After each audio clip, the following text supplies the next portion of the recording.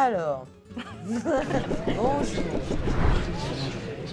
Bonjour, je suis Gabrielle, coordinatrice des projets d'éducation artistique et culturelle pour la Comcom du Bocage Bourbonnais. Et aujourd'hui, je vais vous parler du projet de la rentrée. Et donc, c'est avec la compagnie du Chien Jaune que l'on va travailler sur un projet jusqu'en juin 2026. Valérie, je te laisse te présenter.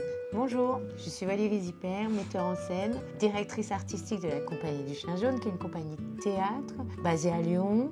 Et on travaille dans les salles de spectacle, mais aussi dans l'espace public et ce qu'on appelle les lieux non dédiés. Avec la compagnie du Chien Jaune, on va travailler sur la thématique d'Émile Guillaumin. Et c'est Valérie qui va relever le défi de faire redécouvrir Émile Guillaumin et ses œuvres à tous les habitants du Bocage, même aux plus jeunes. Oui, mais alors, je ne veux pas seulement le faire redécouvrir. Il va nous aider à rêver Émile Guillaumin et nous aider à rêver le présent et le futur. Parce qu'on va faire un peu, effectivement, de rappel sur qui était cet homme, pourquoi il est important dans le Bocage, mais il va nous aider aussi à inventer un futur imaginaire ou un futur possible. Mais voilà.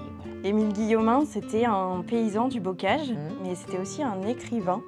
Parmi ses ouvrages les plus connus, on peut compter La vie d'un simple, Le syndicat de Beauginoux, Près du sol. Un certain nombre d'ouvrages que Valérie du coup fera redécouvrir. Et il était aussi connu pour son travail sur le syndicalisme agricole, qui sera aussi un des thèmes qui sera évoqué lors de cette résidence. Et on va faire le lancement de cette résidence artistique le samedi 11 octobre à Ygrande à partir de 15h30 avec un programme assez varié. Plein de surprises. Plein de surprises. Et puis surtout, ce sera le premier moment où on peut échanger, comprendre un peu, parce qu'on sait par expérience, c'est pas simple, qu'est-ce que ça veut dire une résidence artistique, pourquoi on travaille sur Émile Guillaumin. Ce sera un moment festif, culturel évidemment, et surtout un temps d'échange et de prise de contact. Et donc au programme, on a une balade théâtralisée sur les chemins qui ont été fréquentés par Émile Guillaumin durant toute sa vie, et évidemment un moment de convivialité pour terminer l'après-midi, donc on vous attend le samedi 11. À très bientôt et venez nombreux surtout.